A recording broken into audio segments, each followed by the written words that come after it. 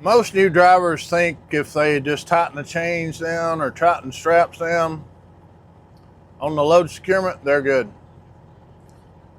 That is just the smallest part of the load securement equation.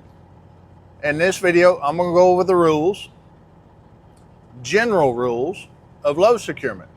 Because if I got real detailed about every possible load or trailer or whatever, it would be 3 days long. So we're going to go over some general rules in this, and then I may make individual videos on individual loads as I go throughout time.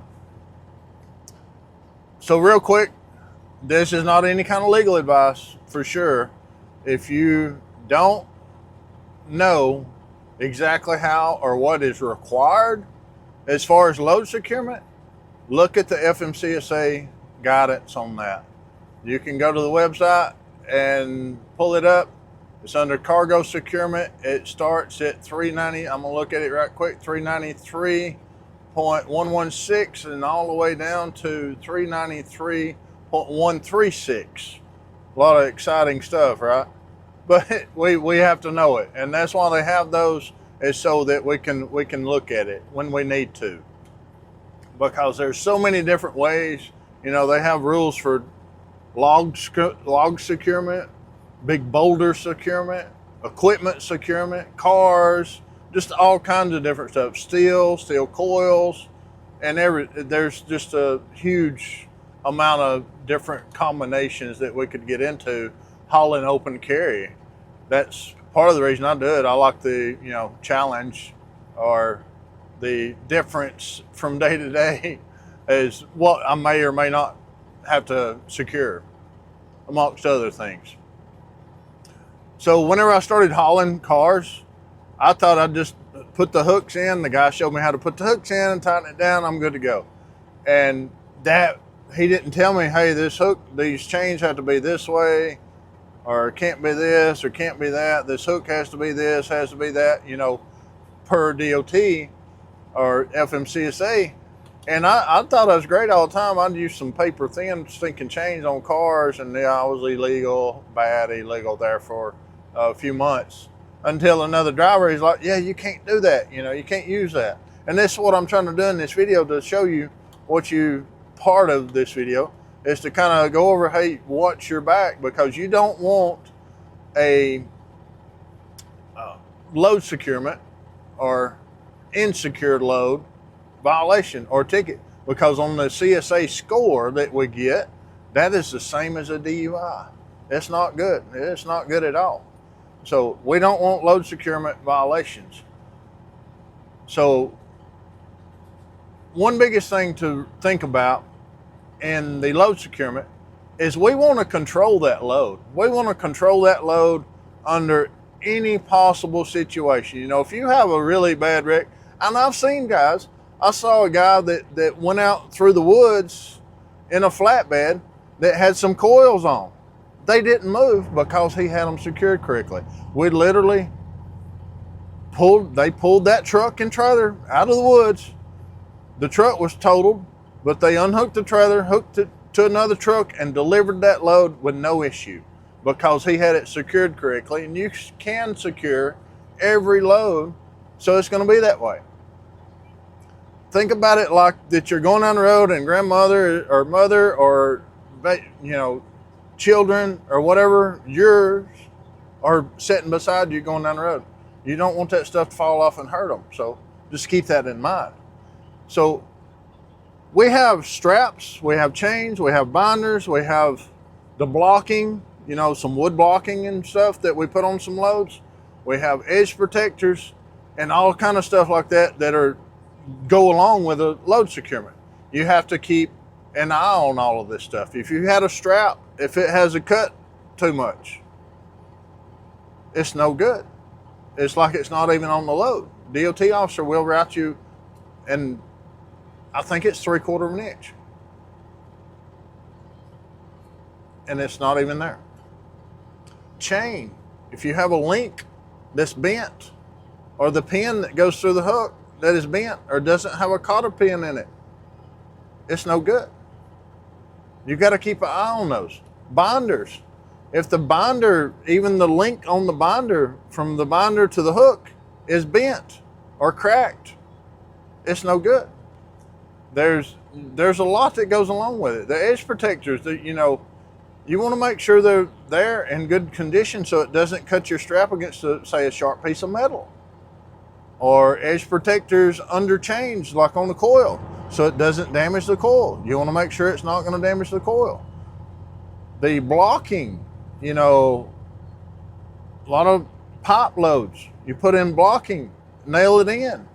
You want to make sure that blocking stays nailed in and in good condition as you're going down the road. There's a lot of stuff you got to look at, folks. A lot of stuff you got to look at as you're going down through there. Any type of securement, the device that you're not sure about, don't use it, because that's an insecure load that quick. And then that's lots of points and could be a lot of money on you. How many tie downs you need on load? This is, some people get this wrong, some people get it right. Some people overdo it, some people underdo it. So I don't want you to underdo it for sure. I don't believe I've ever heard of anybody getting a ticket for too many tie downs. How are you going to get a ticket for too many tie downs? I'm going to tell you exactly how you're going to get a ticket for too many tie downs. If you put an extra strap on and it has too much of a cut in it, that is like it's not even there. And they're going to give you a citation for a bad securement device, whether you need it or not. So keep that in mind. Whenever you're throwing the extra strap, that extra strap has to be just as good as the other ones that you have on there. So just keep that in mind. Short story here on the amount of tie downs you need, and this is real short, sweet, to the point. If it's less than 5 feet or less than 1,100 pounds, according to the FMCSA, all you need is one. I put 2 on everything, at least 2 on everything. I don't care how big or small it is. I put 2 straps on it. That's just James' rule. So go with that what you will.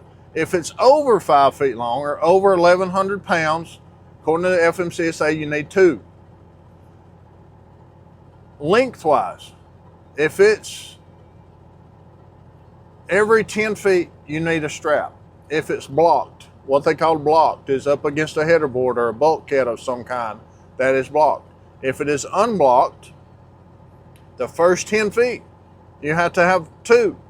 Every 10 feet after that, you have to have 1, all the way to the end.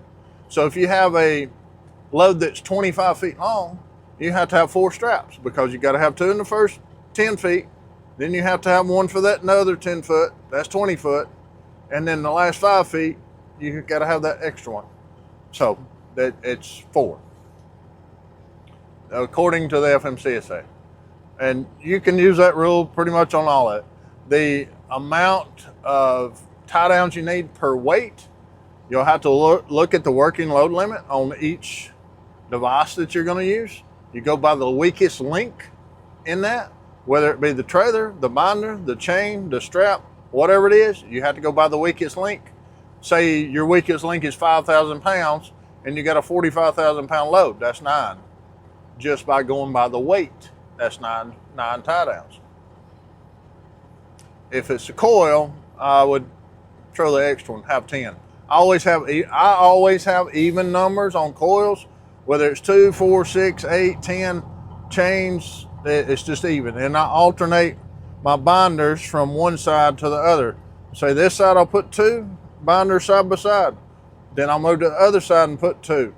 And I literally walk back and forth, and I'll pull these 2 binders and I'll go over there and pull those 2. And I'll walk back over here and pull these 2. So it pulls down nice and even, especially on a coil. If the eye is crossways, or trucker terminology, suicide, I want to make sure the freaking thing don't move. So that's why I do that, pull it down nice and even.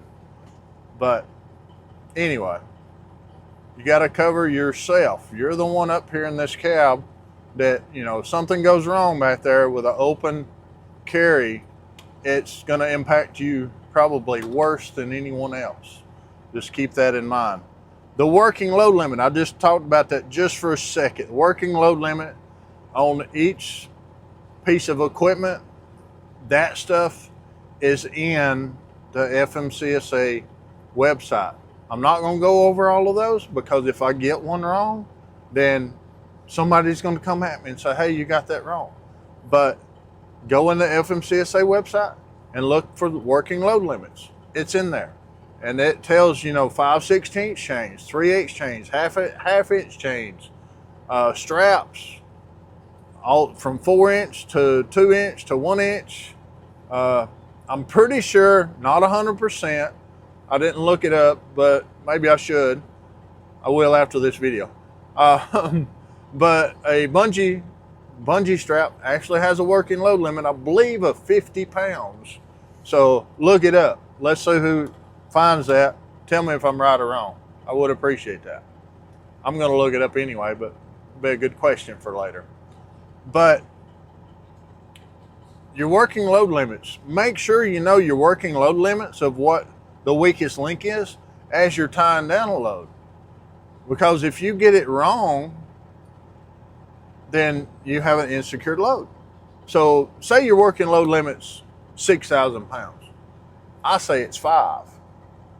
Because if I go lower and I have to add an extra securement device, I'm over-secured. It's better to be over-secured than under-secured. Make it safe as possible. Edge protectors.